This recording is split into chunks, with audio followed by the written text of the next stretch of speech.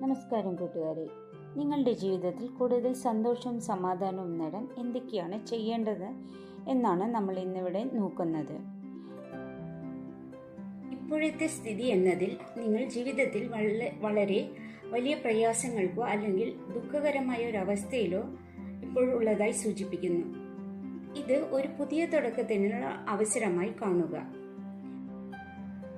നിങ്ങളുടെ പ്രധാന തടസ്സങ്ങൾ മാറുന്നതിന് പുതിയ മനോഭാവം ഉണ്ടാകണം, പ്രത്യേകിച്ച് പണം സ്വരൂപിക്കുന്നതിൽ. നിങ്ങൾക്ക് ലക്ഷ്യങ്ങൾക്ക് വേണ്ടി ഉറച്ച ദൃഢനിശ്വാസവും പ്രായോഗിക സമീപനവും ആവശ്യമാണ്. എന്താണ് മാർഗനിർദ്ദേശം എന്നതിൽ ആത്മവിശ്വാസവും പരിശ്രമവും ആണ് വിജയത്തിന് അനിവാര്യമാണെന്ന് സൂചിപ്പിക്കുന്നത്. നിങ്ങളുടെ ലക്ഷ്യം നേടുന്നതിനായി ഉറച്ച തീരുമാനങ്ങളോ നിലപാടുകളോ എടുക്കുക, എന്നാൽ സന്തുലിതവും നിയന്ത്രണവും പാലിക്കുക. ഇതിലൂടെ